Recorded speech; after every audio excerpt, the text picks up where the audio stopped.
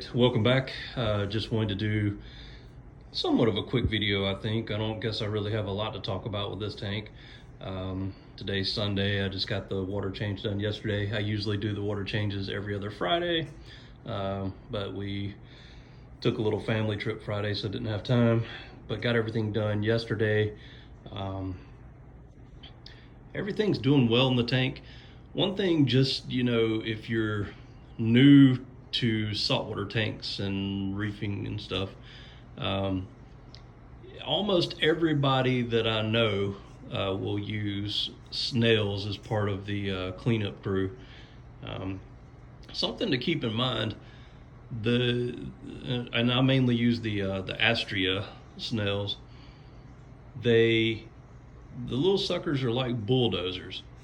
And I found a lot of different occasions to where if you use super glue alone, which that's what I do. I hate messing with the putties and the two-part deals and all that stuff. So I just use super glue to glue frag plugs in the tank. But I've noticed on numerous occasions, the little Astrea snails, I mean, they're like bulldozers. They get around those discs, but a lot of times they just push them, and they're apparently strong enough to knock them loose when they're just super glued. So I have it happen time to time, and I've actually seen it happen. So for a long time, I would find some of my Zoa frag plugs and all like knocked off the rock. And, I didn't really think it was fish doing it because, they're not anything like sticking up really for them to bump into and the placement of them. And then I was actually in here cleaning and I saw an Astrea snail get kind of up under the edge of my torch coral, and it was just knocked it off. I mean, the plug popped off, and it was super glued pretty well, and I'm going to show you. It's just, I didn't know, one, the super glue holds pretty well, but you can take it and you can wiggle it and pop it off. It's not that difficult to get off, but I still didn't think the snails were that strong that they could pop it off. But it all makes sense after seeing it. So just one of those kind of funny things and something to think about. I just like share any experiences and little stories and things going on. So you never know who it might help. And just something to be kind of aware of. But everything else is going fine. The MP10s are still holding on. I'm still using them right now. I haven't fully decided which route I'm going to go with that. I'm still waiting to see. I got the water test results back, and I am going to be basically changing some things that I'm dosing and doing some different things there. So stay tuned for that, and I'll go over what changes I'm going to make as far as dosing. Because the trace elements, like the metals that you do want levels of, basically all mine were low. So I need to bump those up, so I need to do some dosing to achieve that. Also, my potassium was low, so some of the things from doing the ICP test, I want to try to address and make changes so that everything's good on that side. So I'll make the changes and then give it, a month, and then do another ICP test and kind of see if it's helping and where we're at on that.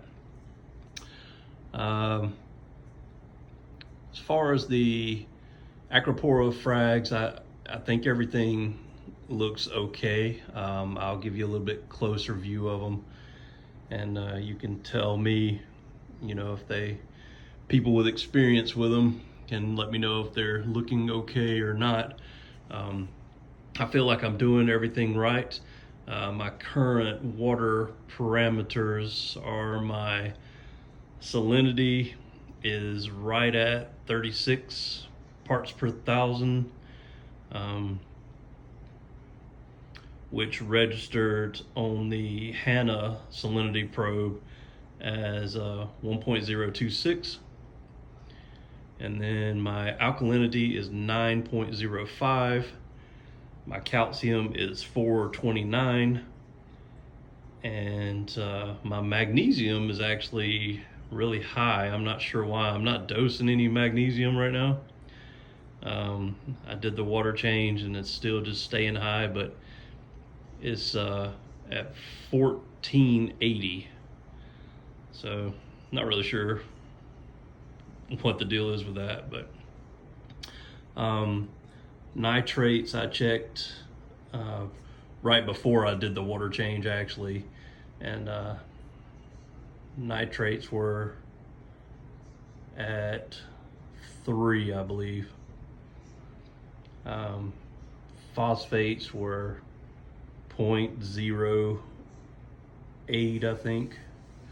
So I've done the water change and I don't expect them to be as high. I'm still dosing nitrates and phosphates, so I think that's working out pretty well. I haven't seen any negative effects of it. I haven't seen them high or skyrocket or anything like that. So I think, you know, as long as the tank stays pretty low, and I'm not testing it as often as I should, I guess. I mean, I really think you should probably stay on top of it more than I am, but I haven't seen really anything crazy when I've done tests, so I've kind of just been testing it every now and then, I guess.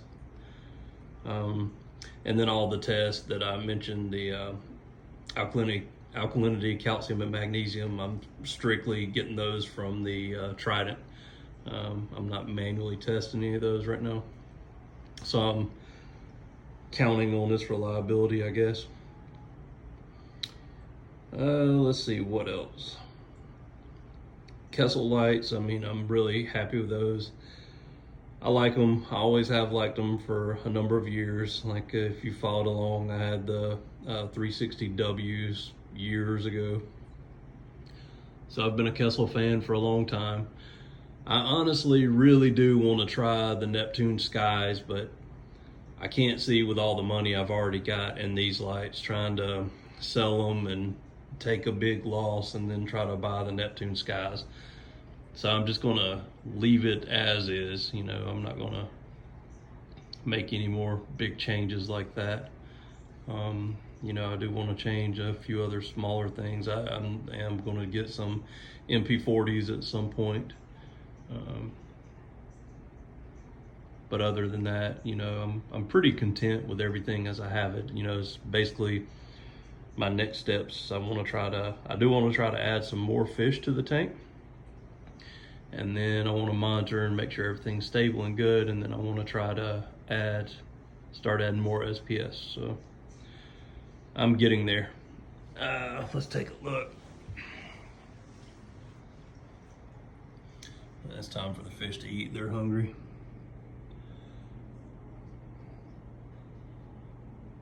I'm just going to kind of pan over these. There's polyp extension on all of them. So, I mean, I think everything's happy and doing okay. The torches, and then there's the torch that's gotten knocked off. Now I'm about to set it back or glue it back on the rock.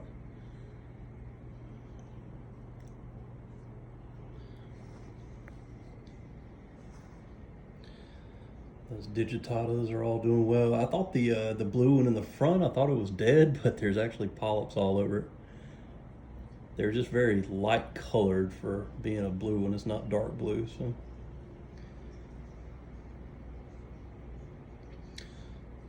The Zoas, and then the, I think that one was the PC Rainbow.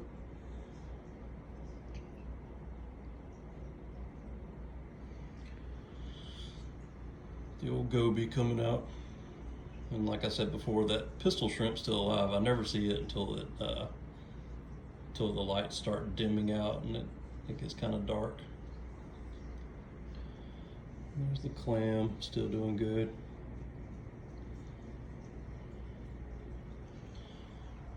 But yeah, everything in this tank's doing well. There's brown on the sand that I think it's just algae and detritus at this point. I don't feel like it's dinos at all, because There's nothing coming off of it. There's no bubbles. It doesn't look anything like it did before. It's kind of just a layer of a thin layer of like an algae. So I'm not concerned with that right now. But anyway, let me know if you have any questions about anything, and next video I'll try to update you with the changes I'm doing as far as dosing. Thanks for watching. Please like and subscribe.